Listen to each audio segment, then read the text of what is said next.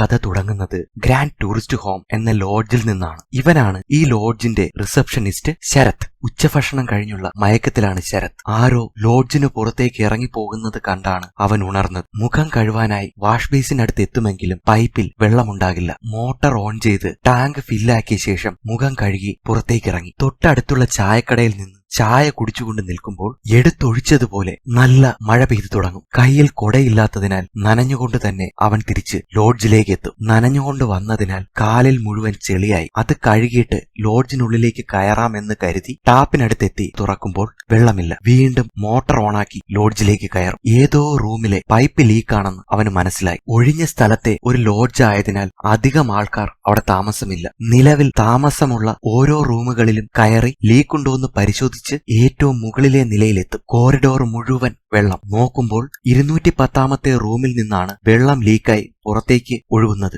അവൻ ഡോറിൽ തട്ടി വിളിക്കുമെങ്കിലും ആരും വാതിൽ തുറക്കില്ല. അപ്പോഴാണ് അവൻ ശ്രദ്ധിച്ചത് റൂം പുറത്തുനിന്നും ലോക്ക് ചെയ്തിരിക്കുകയാണ്. സൈഡിലെ ജനൽപ്പാളി തുറന്ന് ഉള്ളിലേക്ക് നോക്കിയപ്പോൾ അവൻ ഭയന്നു. ഒരു പെൺകുട്ടിയെ കൊന്ന് ബാത്റൂമിൽ ഇരുത്തിയിരിക്കുന്നു. അവൻ ആ കാഴ്ച കണ്ട് പേടിച്ച് ജനൽപ്പാളി അടച്ച് താഴെ എത്തി പോലീസിന് ഫോൺ ചെയ്യും. നിമിഷങ്ങൾ കൊണ്ട് തന്നെ ആ ലോഡ്ജ് പോലീസുകാരെ കൊണ്ട് നിറയും. ഇതാണ് CI കുര്യൻ. ഇത് SI മനോജ്. കൊല്ലപ്പെട്ട പെൺകുട്ടിയുടെ ബോഡി പരിശോധിച്ചു കൊണ്ടിരുന്ന SI മനോജിനോട് CI പറഞ്ഞു, കഴുത്തിൽ ഒരു മുറിവുണ്ട്. ശരീരത്തിൽ അടിച്ചതിന്റെ ഒന്നും പാടില്ല. എന്നാൽ ഈ കഴുത്തിലുള്ള മുറിവ് പെൺകുട്ടിയുടെ തന്നെ സാരി കൊണ്ട് മുറുക്കിയപ്പോൾ ഉണ്ടായതാകാം. CI കുര്യൻ ആ റൂം ഒന്നുകൂടി പരിശോധിച്ചപ്പോൾ കട്ടിലിന്റെ ഒരു ഭാഗത്തെ തടിക്കഷ്ണം പൊട്ടി താഴെ കിടക്കുന്നത് അദ്ദേഹം ശ്രദ്ധിച്ചു. അത് എടുത്തതിന് ശേഷം അയാൾ പറഞ്ഞു, ഈ റൂമിൽ വെച്ച് തന്നെയാണ് ഈ പെൺകുട്ടിയെ കൊലപ്പെടുത്തിയിരിക്കുന്നത്. കാരണം കട്ടിലിൽ പിടിവലി നടന്നതിന്റെ സൂചനകളുണ്ട്. ഒരുപക്ഷെ അതിനിടയ്ക്കാവാം ഈ തടിക്കഷ്ണം പൊട്ടി താഴെ വീണത്. ബോധമുണ്ടോ എന്നറിയാൻ വേണ്ടിയായിരിക്കാം ബാത്റൂമിലെത്തിച്ച്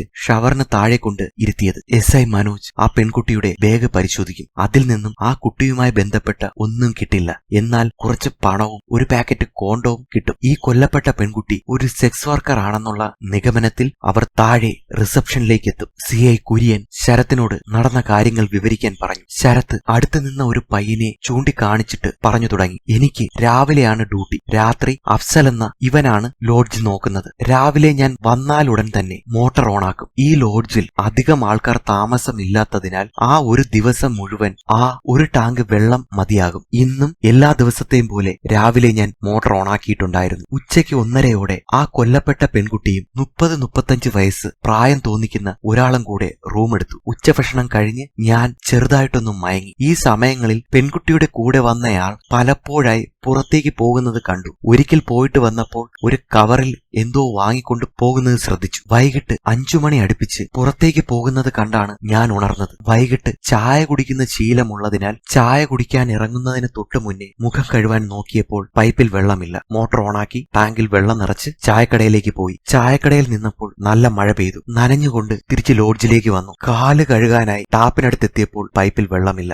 വീണ്ടും മോട്ടോർ ഓണാക്കി. എനിക്ക് മനസ്സിലായി എവിടെയോ ലീക്ക് ഉണ്ട് എന്ന്. അങ്ങനെ ഓരോ റൂമും പരിശോധിച്ച് ചെന്നപ്പോഴാണ് 210ാമത്തെ റൂമിൽ ആ പെൺകുട്ടി മരണപ്പെട്ട് കിടക്കുന്നത് കണ്ടത്. SI മനോജ് രജിസ്റ്റർ പരിശോധിച്ചപ്പോൾ അതിൽ നിന്നും റൂമെടുത്ത ആളുടെ അഡ്രസ് കിട്ടി. ഷിജു, പാറയിൽ വീട്, നീണ്ടകര. ഉടൻ തന്നെ ഷിജുവിനെ കണ്ടെത്തണമെന്ന് പറഞ്ഞ് CI കുര്യൻ അവിടെ നിന്നും പോകും. ഉടൻ തന്നെ പോലീസുകാർ അഡ്രസ്സിൽ പറഞ്ഞിരിക്കുന്ന ഷിജുവിനെ കണ്ടെത്താനായിട്ട് നീണ്ടകര ആകെ പരിശോധിക്കും. അതേസമയം തന്നെ SI മനോജും കോൺസ്റ്റബിൾ പ്രദീപും ചേർന്ന് കൊല്ലപ്പെട്ട പെൺകുട്ടി ആരാണെന്നറിയാൻ ആ പെൺകുട്ടിയുടെ ഫോട്ടോയുമായി ഇറങ്ങും. ഒരു ഓട്ടോ സ്റ്റാൻഡിലെത്തി ഫോട്ടോ കാണിച്ച് ആരാണെന്ന് ചോദിക്കുന്നതിന്റെ ഇടയിൽ തന്നെ ഒരു ഓട്ടോ ഡ്രൈവർ ഫോട്ടോയിലുള്ള പെൺകുട്ടിയെ തിരിച്ചറിയും. SIയോട് ആ ഡ്രൈവർ പറഞ്ഞു, ഈ പെൺകുട്ടിയുടെ പേര് സ്വപ്ന, സെക്സ് വർക്കർ ആണ്. കല്ലൂരിനടുത്ത് എവിടെയാണ് വീട്. ചിലപ്പോഴൊക്കെ എന്നെ ഓട്ടം വിളിച്ചിട്ടുണ്ട്. മനോജ് ഓട്ടോ ഡ്രൈവറെയും കൂട്ടി കല്ലൂരിലേക്ക് പുറപ്പെടും. നീണ്ടകരയിലെ പോലീസുകാർ ആ അഡ്രസ്സുമായി പലയിടത്തും പരിശോധിക്കുമെങ്കിലും ആളെ കിട്ടില്ല. അതുകൊണ്ട് അവിടെയുള്ള ഒരു ലോക്കൽ രാഷ്ട്രീയ നേതാവിന്റെ അടുത്ത് ചെന്ന് ഈ അഡ്രസ് എവിടെയാണെന്ന് ചോദിക്കുമ്പോൾ ഇങ്ങനൊരു അഡ്രസ് ഇവിടെ ഇല്ല എന്ന്